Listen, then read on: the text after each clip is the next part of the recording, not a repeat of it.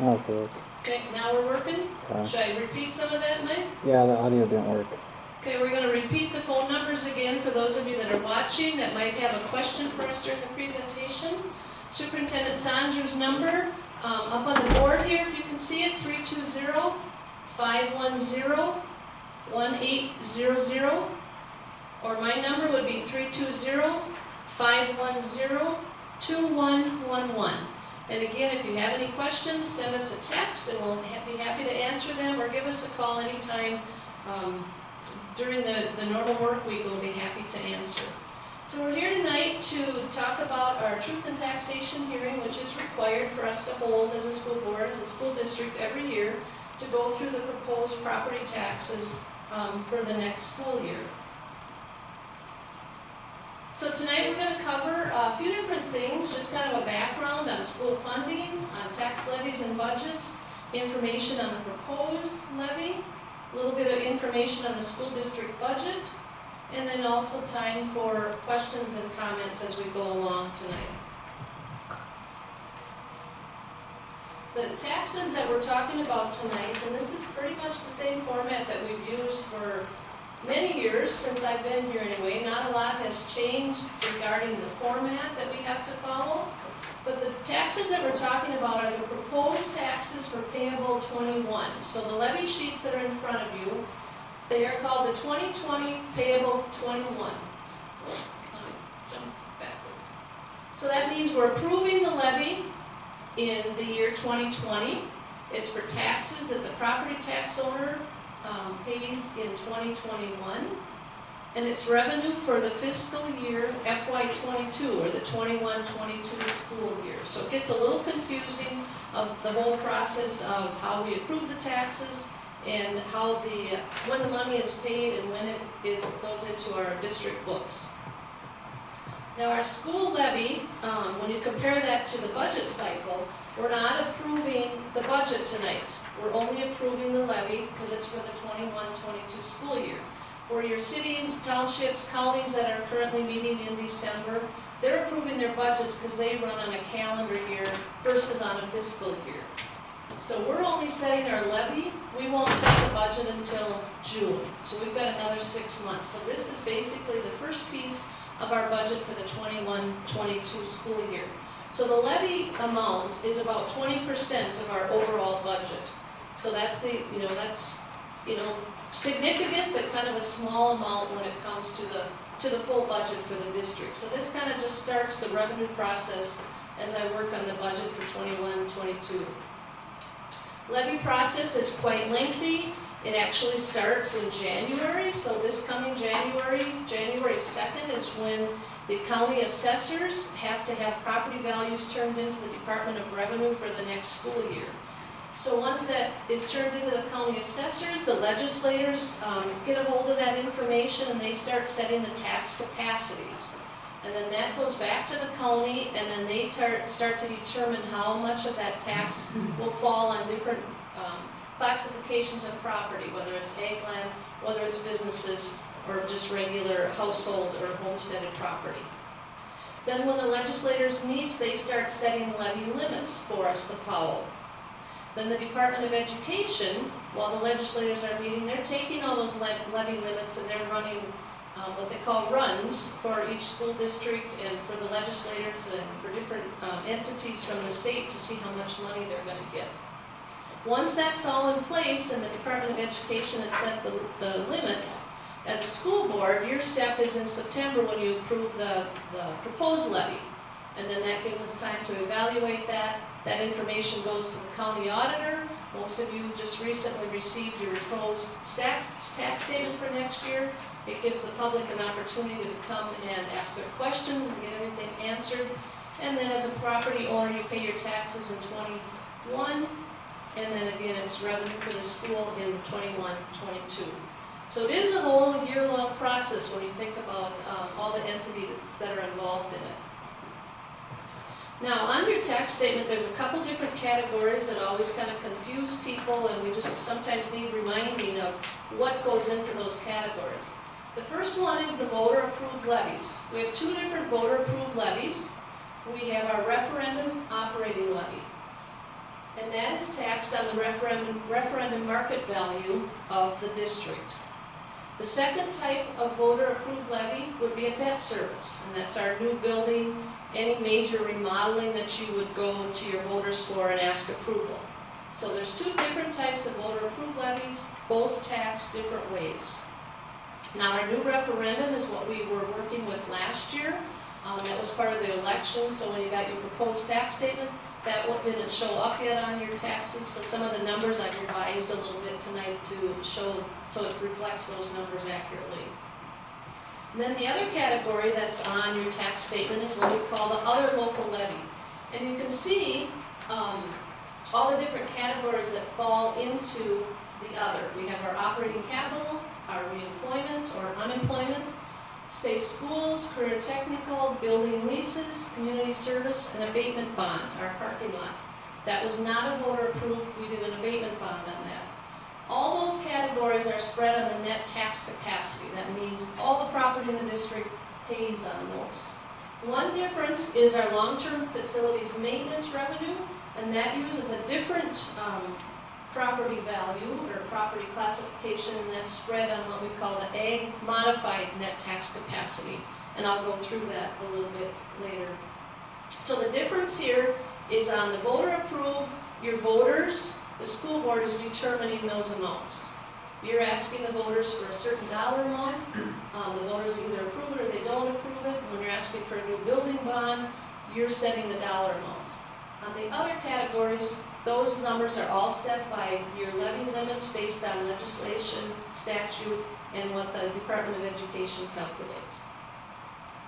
A lot of different variables, as you're well aware, that falls into changes in your taxes, what causes it to increase and decrease. Of course, we know market values change it. Any changes in class rates that the legislators do. Of course, enrollment changes those numbers. Changes in local levy versus state aid, and I'm going to show you some of that. Homestead credits. The ag modified came in a couple years ago. That's a big one. Anytime you have a new election, operating referendum or abatement bonds, all those affect our numbers and the levy. So here's what happened with the ag credit that was passed in 2019. Now this was passed by legislation. It was a big push from the ag communities. MREA had a big push in that, and they were trying to find some tax relief for the ag land. As we know, when you live in rural Minnesota and you try to pass a building bond, it becomes really hard because of the tax burden that it puts on the farmers and those ag owners. So they got this legislation passed that now starting in 2019, they got a 40% ag credit on just the debt portion of your taxes. So not that other category, but on the building bond and our abatement bond, they get a credit. So now in 2021, they're going to get back a 55% credit back on that. So any of you that own ag land, you should be seeing that credit on your tax statement, and I'll show you where to find that. It goes out to 70% by 2023, and that's where it's locked in at that percent. So you can see how that is a huge relief for our ag land industry. So it's been very helpful. I think it's eased some tension, and it's also helped some of the rural districts be able to get some money for their school buildings. So we'll first take a look at the property values. The two big areas that determine our taxes, of course, are the property values and your enrollment. That's what drives all the formulas that we're able to levy for. You can see here the 2019 market values. We had quite a big jump, a little over 6%, $96 million jump in property values. So that's a good thing for the district overall. Now when they calculate the taxes and our levies, they're using 2019 market values. And this goes back to what I said about the county assessor has to turn in the property values to the Department of Revenue in January. In January of 2020, they have no idea what 2020 values are. So all our calculations are based on the 2019 market values. When you're actually assessed your taxes, they're going to be using the 2020 market values because they're going to know that before your taxes are due next spring. And there's just the graph. I always kind of add graphs for those that like to see it visually. And you can see 6%. It is a jump in that graph. The next calculation is the referendum market value. Now, the referendum market value is used to calculate our referendum dollars. This is not taxed on ag land, so any ag land does not pay on the referendum or any seasonal properties. If you have property that's in that has a lot of lakes and cabins and permanent homes on there, that's not taxed on the referendum also. Again, an increase of almost 5% on the referendum market values.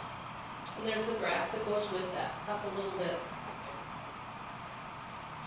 The next property values that we take a look at is the net tax capacity, and this is what drives that other category, so it's driving formulas for a lot of different areas in our levy. Here again, we had a 6% increase, and to come up with the net tax capacity, they're taking our market values times the class rates. Now, the class rates is what are set by the legislators, and that breaks down how much tax you're paying if you're a homeowner versus a business versus ag land, and then if you have ag land over a certain dollar amount. So those are the class rates that base the net tax capacity. The adjusted net tax capacity, they take the net tax capacity and divide that by the sales ratio. Now, the sales ratio is a number that they get using your county assessor, and they take a look at what the properties are assessed at versus what they are selling at. And they try to get as close as they can to 100% to make sure they're assessing you for what it's actually selling for. This year, or for 2019, the assessed value was at 96.4%. That's what the sale ratio was. So they were pretty close. A couple of years ago, we were right at actually 100%. So the county assessors tried to do a pretty good job with that. There was a number of years back where there was really a lag in how properties were selling and what they were assessed at, and some schools were down even like to 80%. So there was really a misguided net tax capacity calculation because of that. Michelle, 96% means that the homes were selling 4% less than what their value were. Is that yes. Value? Yep. Yep.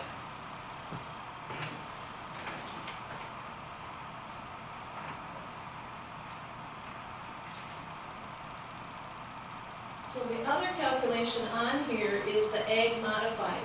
Now that they're taking the same calculation, but they're removing that ag land when it comes to the long-term facilities maintenance revenue. Okay, so they pull that off, so the farmers aren't paying that full amount on that. So that's where we'll be using that dollar amount, which was still an increase, 3.77%, but to calculate the LTFM revenue. So overall, all of our property calculations have gone up. So the next piece of the puzzle then is we have to take a look at students, our student counts. So the first one that's based, or we use that's based is our referendum, is our resident students. So I've got pulled up as our final numbers for June 30th. We're down a little bit compared to the year before. We were at 1,997, and this June we ended at 1,942. So we dropped just under 55 resident students within the district.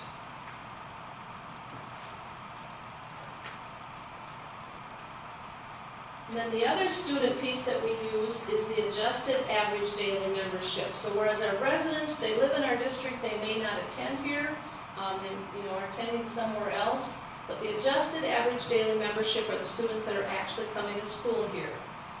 We ended at June at 1,556. The numbers in purple are our actual numbers. The numbers in black are what we had based our budget off of. So our budget was based off of 1,565, and we ended at 1,556. So real close on our budgeting numbers in each of our different grade levels that are calculated a little bit different. So once we have those two big pieces of information, they can start doing the levy calculations. So this first example here is a residential home within the district. And you can see the taxes payable, estimated market value of $180,700. Look at the jump from 2020. When I talked about property values going up, in this resident, you can see what happened. You know, almost $18,000 increase in property value. But right away, you know you're probably going to see a tax increase based on what happened with that property. Once your property value goes up, your homestead exclusion goes down a little bit to come up with your taxable market value. Now here you'll see the two different categories, the voter approved, which is our debt and our referendum, and then your other local levies. And you can see the numbers there. So about a $36 increase, which, you know, sounds reasonable. It equals about a 6.9%. But you can see the increase that happened last year. Now last year when I presented this number wasn't here. It was a lot less because, like I mentioned, we didn't have the results of our we knew the results of our election, but that was not showing up on our tax statements yet. So now I've changed that. So if you see the increase from the prior year of $110 going to $90, so last year, you know, a lot of homeowners saw a big increase because of that referendum. About a 21% increase compared to this year of $36. So I know this is hard to read, but I'm just trying to give you a picture. When you look at your tax statements, and everybody studied theirs this year after listening to me last year, right? You looked at it, John? Everybody looked at it, so you're kind of familiar with it. The top part up here is always going to give you your values and your classifications of what property you have. Now this is on this first example, the resident example. Then you're going to have your breakdown of county, city and townships, and then the school. And then if you have some special assessments. Now, if you don't have the city here, you'll have the county or the township information, and your townships might sometimes have a few different assessments in there. So they look a little bit different. And they sometimes look a little bit different if you live in a different county. Between Carver County, Sibley County, Wright County, the tax statement itself might have a little different look in it. It's going to have the same information. So for the school district portion here in the box, your two categories of taxes, voter approved and your other. And that's where people get the question when they see this. They say, what the heck is that other category? And those are all those different areas that we talked about. And then you can break it down from there. You can calculate your percent on your own property or your percent of all the taxes between the different taxing entities. The second example I've got up here for you is the school's ag land out here. No change at all in the market values for that ag land. I haven't talked to anybody else to see if they've noticed changes. I'm sure if you did some tiling or those type of improvements on your ag land, you probably saw a change. But for the schools, we saw absolutely zero change. Now there's no homestead exclusion on our school ag land because it's not homesteaded. But here's that ag land credit that we do get. So you can see last year was almost $130, this year $135. That's that increase from 50% to 55%. So when you follow it down, the school's ag land is actually going to show a decrease of $37. And I'll explain why a little bit more here as we get going. And this is just the difference in the residential versus the ag land property. This is where it's going to show you that ag land credit. And it says it right on the tax statement. I'm sure, John, you've noticed that. It says it right on the statement. The only other thing that would be different that we had last year, if you're having a school election, whether it's a referendum or a building bond, that's going to show on your statement, and it's going to say results of the election are not reflected in this document. So we take all those pieces and then we put it together to come up with what our total levy is, and we break it down by the different categories. Now I know this is real small, so I gave you one separate sheet. It's a little larger, and I know you're kind of sitting in the dark over there.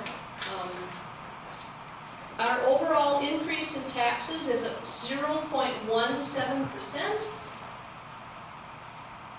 Total levy is $4,321,716.31, an increase of $7,259.23. I don't think you can get too much closer to zero increase than what we're showing right here. Spend a lot of time looking at these numbers. I spend a lot of time talking to Chris. What can we do to make sure, we're not overtaxing people? We're very conscious of that. We look for different ways. If you ever want to try to decrease your levy, if there's a state aid component attached to it, you don't want to shortchange yourself on any of those areas. So we work really hard on this because we feel this is important to our communities, to our taxpayers, especially where we've been in a rough year. So anything that we feel we can do to help out on our part is a good thing. So before I go on to that, the one thing I want to talk just a minute about is the value of increasing the property values of the district. And I went through this with dealers because I had to process this a little bit, because at first when we had some different numbers in there, the taxes was going up, and they said, no, but individual taxes aren't going up, but the levy was going up. So when they walked me through it, what happens when you have an increase in the total property values of your district? Like when I was showing you the property values went up by that 6% or whatever, quite a jump. When your property values grow, your taxes are being spread on more property, so as an individual, you're probably paying less. So this document from Ellers, they put it together for me, and I'm not going to go through it line by line, but here's the tax impact sheet. And again, I know this is small for you to look at, and this I do have posted on the GSL website for even those listening at home. If you go out and I'll walk you through that, you're able to find all this information already posted there. But if you have no change in your property value at home, or even a very little change, everybody on here, whether you're a homeowner, an ag land, commercial business, you're all going to see a decrease in your property statements, your property taxes based on your statement. So even if you went, that first example there, about 150,000 went to 175, you're still going to have a little bit of an increase or a decrease based on that. So it's kind of interesting when you stop and think about how the property values, when they grow, how they affect our individual taxes. If you look at some of the metro schools, in the suburbs, they have so much property value that it's not hard for them to pass some of those bonds and those referendums because their taxes are spread so much farther. So in Glencoe, we've added the Quick Trip, we added the Dollar Fresh, those help our property values, so it helps our tax base, basically. So it's kind of interesting to see how that all calculates. So when we go through these individually, and I'm not going to spend a lot of time on them unless you have questions, because of the small amount of increase that we're seeing overall. But the first one is the referendum market value tax calculations, and this is our referendum, but there's different components that fall into the referendum. It's our referendum, our equity, our local optional money, and our transition money. They kind of get all lumped together when they do the calculations for the referendum. The higher your referendum, the less money you're going to have in equity. The lower your referendum, you're going to get more money in equity. Those are different pieces that the legislator has put in place to try to make districts more equal. So our change is about 44,000. Now a lot of these changes happen because of property changes, property value changes, or the biggest one that affects all our categories is enrollment. When we're doing the levies, we're estimating out on some of these for 2 years, and that's the calculation they're giving you. So a lot of them, we're estimating enrollment for 21, 22, because that's what the levy dollars will be used for. I can't tell you tomorrow what our enrollment's going to be right now. It's changing every day, so it's really hard to say, okay, what's it going to be in 21, 22? I don't really have a good understanding of how it's going to be right now. So you put your best guess in. And then some of the calculations, they're going back to 18, 19 because that's the final numbers they have. When they're doing the levy, they don't have final numbers for 19, 20. Those are just getting finalized right now. So they're looking back a year and they're looking forward a year to try to do some of these calculations. So with our referendum and all the other different categories, the total revenue that's generated, now this is before any of those adjustments for enrollment, is about $2,232,000 that we generate between referendum, equity, local optional, and transition money. 49% is local levy, 51% comes in on state aid on those. So I think that's a key piece, when we try to sell to our voters the importance of a referendum, how much we're getting back in state aid. So 49% is being paid locally, and the state is kicking in another 51%, and that's just by having a referendum in place. When we passed the referendum last year, we asked the voters for that inflationary language to go on there. So that now applies. This is the second year of that. So the inflationary factor was 1.0231%. So it increased from $460, it increased $10.63. So you can see how that helps just a little bit by having that inflationary factor. Operating capital. Now this falls into the net tax capacity. All these were on referendum market value. Now we're starting into that other category. So the first one is operating capital.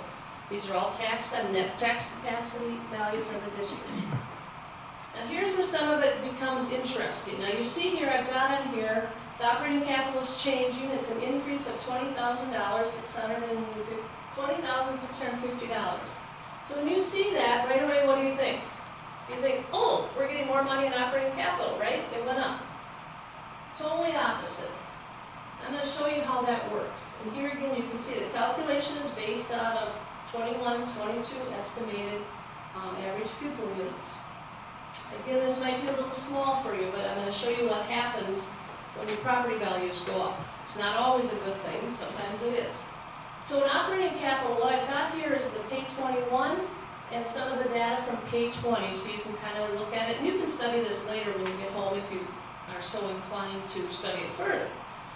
The first thing they do is they look at your average age of your building. Now they use a little bit of different average age between operating capital and your long-term facilities maintenance revenue. One includes your administrative offices and one does not. So in our case, and this we had a drop because of our building project, we got rid of Helen Baker. We were up to about 50 years average, so we've lost a little bit of revenue because we've improved our facility. 34.68 years is the average age of our facilities. They take that, they add 1 plus 0.01 to come up with a facilities age index of 1.3468. So you can see that didn't change too much from the previous year. Now I think on your copy there's a little typo. This in the page 20 should be 225.37, and I have carried over that 225.80. So not a big change, but it does change the calculation. So then to figure out the total revenue, what we're doing is taking those pupil units times that allowance, the 225.80. So here you can see the revenue based on our pupil units, $368,325. Last year's revenue, because we had more pupil units, $392,459. So a drop actually of $24,000. Now I just told you on the previous screen that our operating capital is increasing by $20,000, but we're down $24,000. Then what they do is they have to do a calculation of how much adjusted net tax capacity per adjusted pupil unit that we have. So they take our operating capital revenue, our estimated pupil units, and our adjusted net tax capacity of 16 million. We divide that out. So per pupil unit, per adjusted net tax capacity, we're at $9,976 per pupil unit that we're generating in operating capital revenue. Now this is how they calculate the levy portion of that. There's an equalizing factor that the legislators put in place of $23,885. You're dividing that out between your adjusted net tax capacity by the equalizing factor to come up with your levy rate. Now I know I totally probably confused you, but because of our adjusted net tax capacity right here, 16 million compared to the year before of 15 million, it changed our adjusted net tax capacity per adjusted pupil unit from 9,976 to 8,842. So that the more that your property values increase, it's going to increase your levy ratio. Now, it didn't change by a lot for us. We went from 0.37% levy to 0.41% levy. Okay, so not a big change, but in the end, we're paying more levy than we were the year before, 8,500 more, and state aid dropped 32,000. That's why we have an increase in our levy of $20,000. So I know that's a lot of numbers, but that's how they do a number of these calculations. They're taking your net tax capacity, dividing it by your pupils. Our pupils drop. Now, if our pupils would have stayed up, it would be a different calculation. Then your adjusted pupil unit amount would be less there. So here I can say we've got an increase in operating capital, but it's because our property values increased.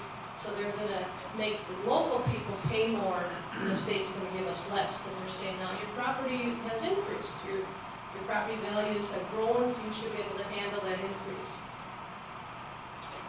Okay, the next category that falls into that other is your unemployment, or for us it's always called reemployment.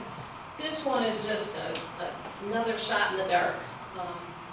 We don't know what DEED is doing and what all the federal, the state, the unemployment, I don't know if they know what they're doing yet.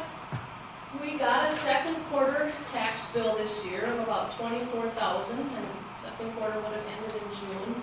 We paid it, then we got a letter back that says you don't need to pay it, because I don't know what they're doing yet as far as the federal level, but they haven't sent us the $24,000 back yet, so that's sitting in our account. They said third quarter they don't know what they're doing, they don't know if the federal government's paying it or who's paying it. Fourth quarter they haven't even touched yet. They said start watching next year, January, February for some more updates on unemployment. So for a school district, how unemployment works is we pay the unemployment, but because we can levy for it then, we have a way of getting that back. So you have to estimate, okay? What's your estimate for next year's 21-22 unemployment going to be? You put a number in there and you hope it's right. But they do, if you estimate way high, they're going to take it away. So last year we didn't pay as much in unemployment as we estimated, so we're having a decrease. Next year, if we end up paying a lot more than what we estimated, we'll be able to re-levy for that. So it's behind a year, but it always catches up. So we're never really out. Safe schools is another category. The safe schools money we use to help, any resource officer, police. We use a lot of it for our security cameras. Of course, we didn't use much this year at our events.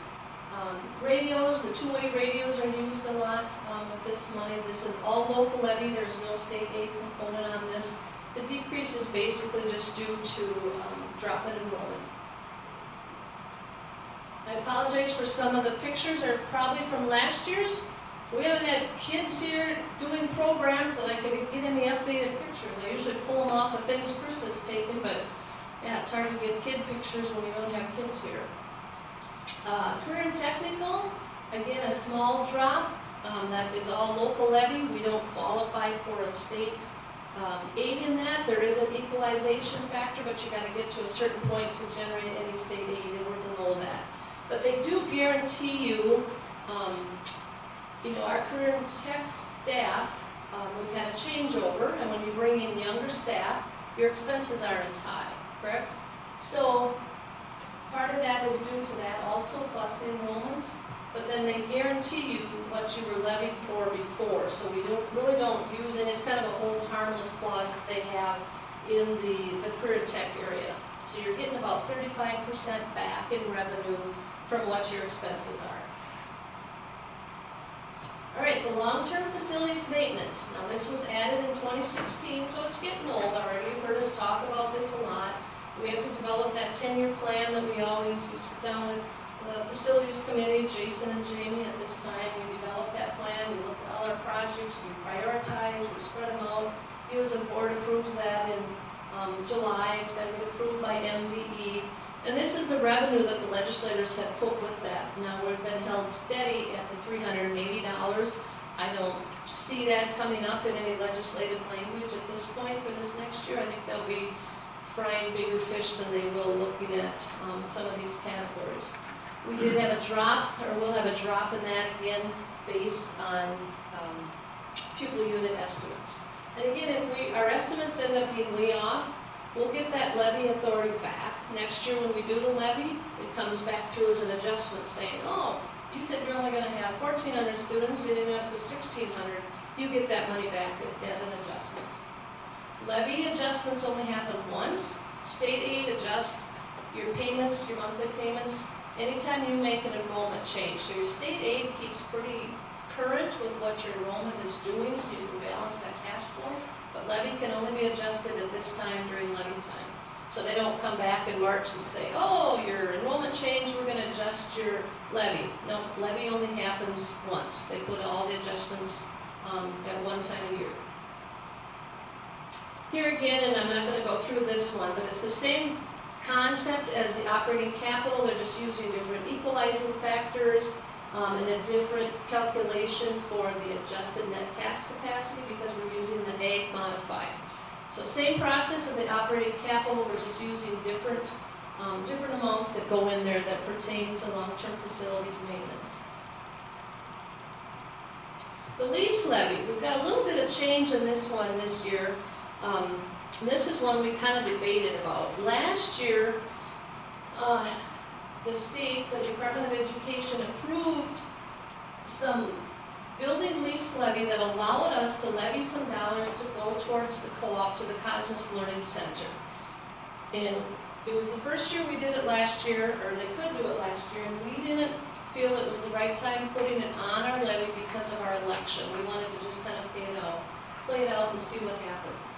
So in the past, when we would get a bill from the co-op for the students that we have that attend Cosmos, they included a dollar amount in that tuition billing to us that covered their leasing expenses. Now they've changed all that and they bill us for it quarterly, 4 times a year for our portion of the lease, which is this, for next year, this $17,645. Well, the state gave approval now to districts that you can levy for that as a way to gain back a little bit of money to help you out. And again, like I said, we didn't do it last year. We wanted to wait. So we added it in this year, and I would recommend keeping it in there. Now, this is something you could certainly say, no, we don't want it in there, we're going to under-levy that as a way to save some tax dollars. Now, if our levy was going up by 10%, 20%, I would say, yeah, let's pull this back out, we'll pay it in a different way. But because you're seeing our overall levy, total overall levy increased by only $7,000, you know, this $17,000 isn't causing that. So that was a change this year. The other part of this lease levy is our Early Childhood Learning Center, which we've leased when we built that. We pay $160,000 a year. That will expire in 2 years, so that one's almost going to be off of our levy sheets. So then we're going to see a drop. Now sometimes that is something to look at, and I'll just kind of throw it out there to plant the seed. Anytime you have dollar amount this high that's going to be coming off your levy, you know, it's a nice tax saving, but it's also an opportunity for you to think, okay, what else should we be looking at? You know, have that vision.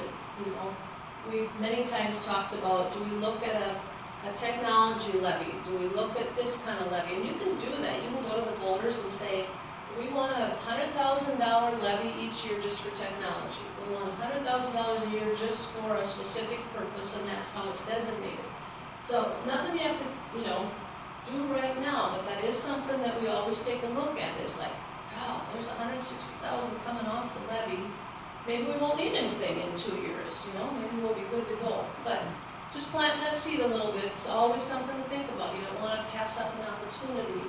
If it's not going to affect anybody's taxes, yeah, it's great to give money back to the taxpayers. That always is a good, excuse me, a good thing. But it's also an opportunity. You know, we're not going to increase taxes, but what else can we do? And then we have our debt. So we have the building project. Our levy authority each year is 1.393. This year it's a decrease in our levy authority because of how we have to levy for our debt. And you've heard me talk about this before. We have to levy at 105% of our bond payment. And they do that because if you have property owners that are in a dispute of their taxes and they don't pay their taxes, schools still have to pay their bills. So we make sure, or the state makes sure that the schools have enough money to pay your bond payment without jeopardizing some of your other areas of your budget. So you levy at 105%, that extra 5% gets just carried into the fund balance reserved, and then when you get to a certain point, they do the calculations of saying this is how much you have to have in that account to make sure you can make your payments. And then when you get to a point, they start decreasing that. So this amount goes back to the taxpayers as a decrease. And then our other portion of debt, which is non-voter, this one of course was voter approved. Our abatement bond was non-voter approved. And this also will decrease about $31 this year, same reason. We levy at 105%. And that was that 10-year abatement bond. Community service, total overall decrease of $710. Community service, we cover community ed, school readiness, ECFE, non-public, preschool screening, and our school age PAC program, which is actually a part of community ed. But those are all the areas that cover community service, so very little change in that category. I do have the calculation put together for you that shows how the ECFE money is calculated.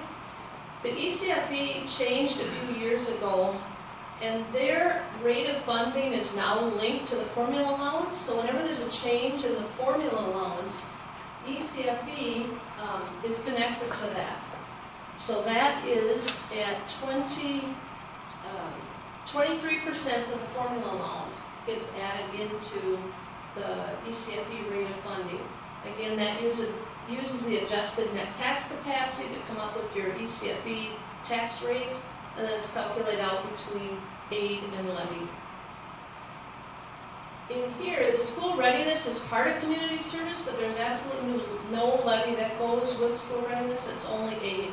I wish we had some levy in that category. As you've heard the auditors talk, that's an area that we struggle with right now. Great program, we're not struggling with numbers.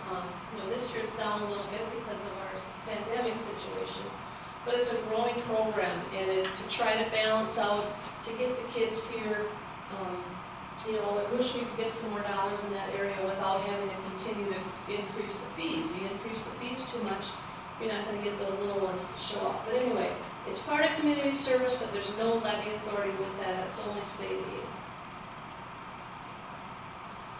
So here's the levy history back to page 2010. I'm not going to read the numbers, you can read them. And then I graph it for you so you can see, you're pretty stagnant at only a $7,000 increase in overall levy. $4,321,716.31. And that's the number that you will see on the board agenda later tonight. Before I get into any of the budget stuff, and please stop me or holler if you have any other questions. Any questions on the levy portion that I've covered so far? All right. The other requirement that we have to talk about tonight a little bit is the budget, of course. As you know, but for those that may be watching, our budget is divided into separate funds. As you know, our general fund, which is the biggest portion of our budget, food service fund, community service fund, debt service fund, building construction fund, our scholarship, which is our trust fund, an internal service fund, and our student activity accounts, or our funds. So those are all the different funding category funds that we use as we're developing a budget.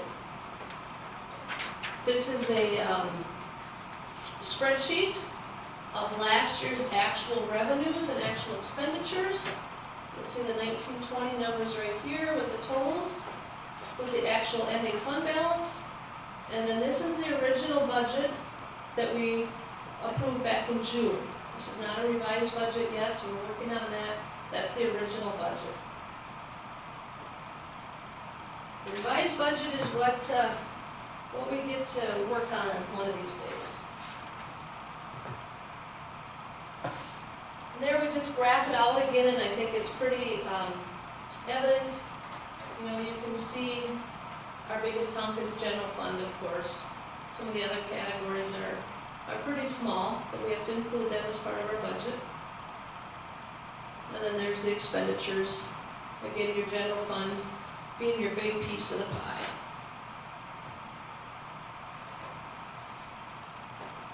So changes, as we start working on that revised budget now, I think what moved at the top of the list for this year that's affecting us, that's affecting everyone, is our COVID-19 and our enrollment and our staffing.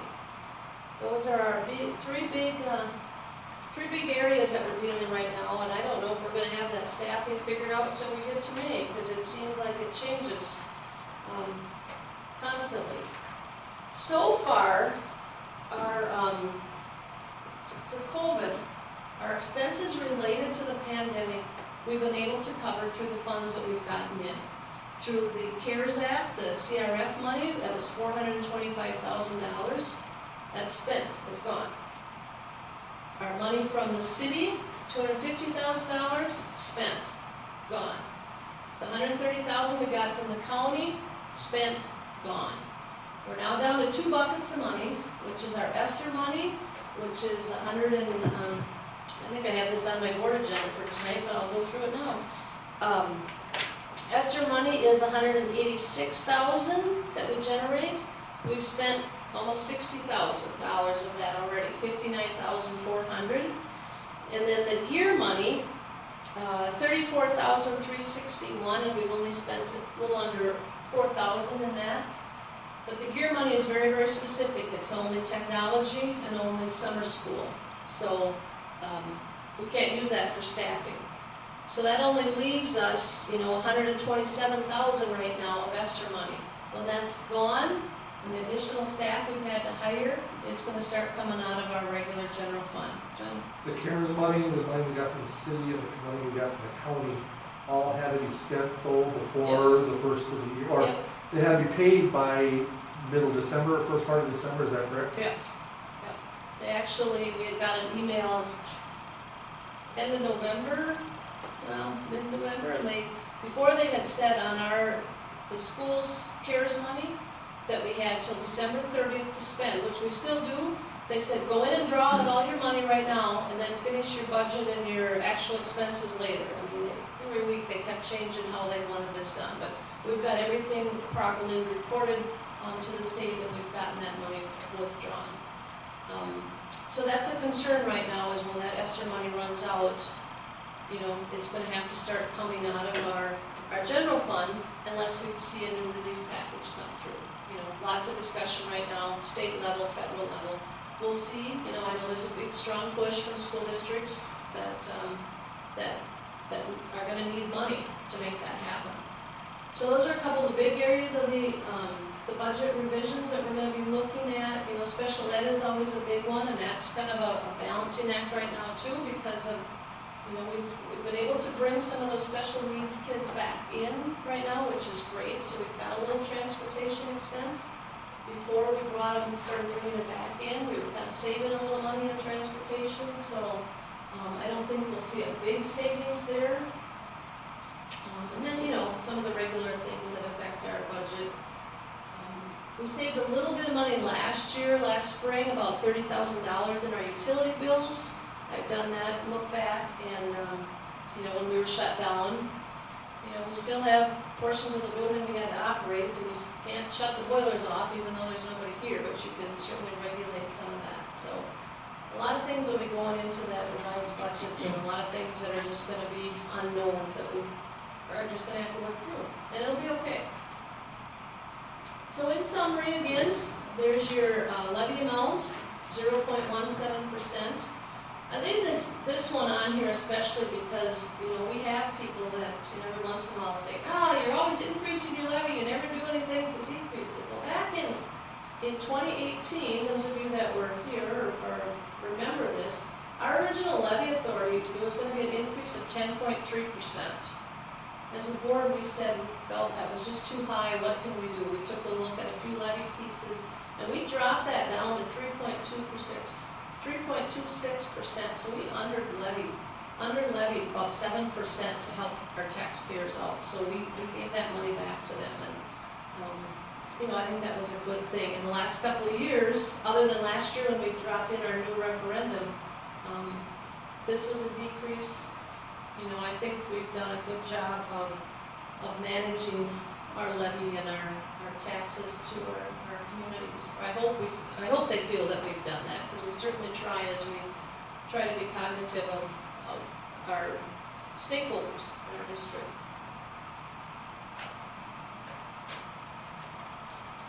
All right, questions? We're under the hour this time. Usually I get right up to 7 o'clock, but I know I talked kind of fast too, so.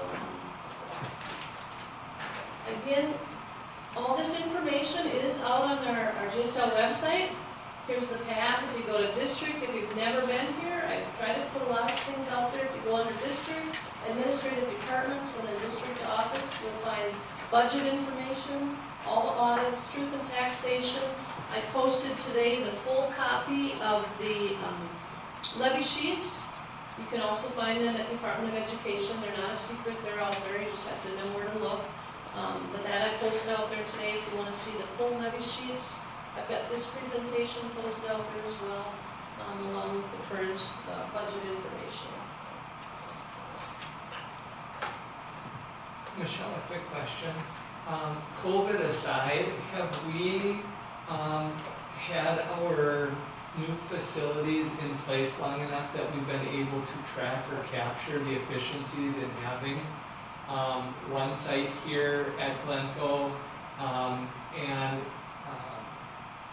just kind of wondering if we've had it long enough, but also with COVID aside, I mean, there's so many different factors that are kind of playing in. Are we able to track it yet, or are we able to see some of those savings and efficiencies yet? This will be our 3rd year now.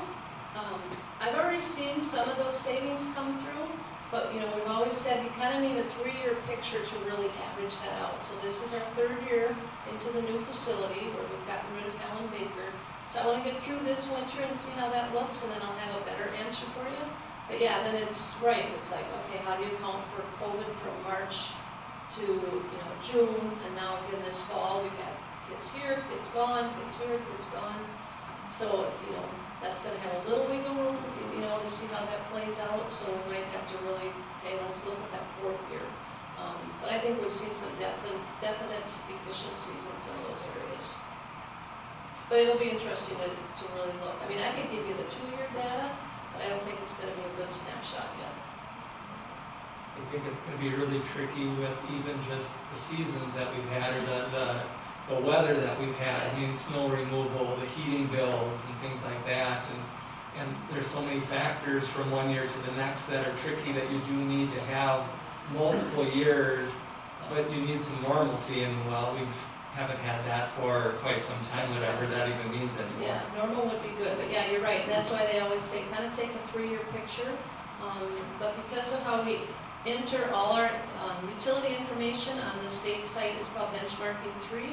Each month I enter all of that. It's pretty easy to pull out those reports and take a look at that data.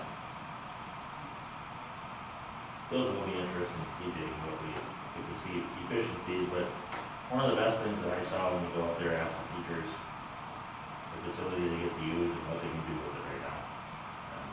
Just the breakout sessions and having all their pod in one area, that's the best thing about the whole thing. But it'd be interesting if we could figure it out. Yeah. One question, are we having this as a separate YouTube video for truth and taxation, or will it be part of the whole school board video? I Mike think probably can answer that. Mike would probably answer it. He'll probably be stopping it when this is done and then starting over with the school board, so it's I would posted hope we separate. do two videos up on the Yeah, I think so. Mike's standing there, but yeah, I think that's what he'll be doing. Okay. Any other questions? Again, for those watching at home, please give us a call. Send us an email either to Superintendent Sancho or myself. go out to the website, you can find all the data, and thank you for watching.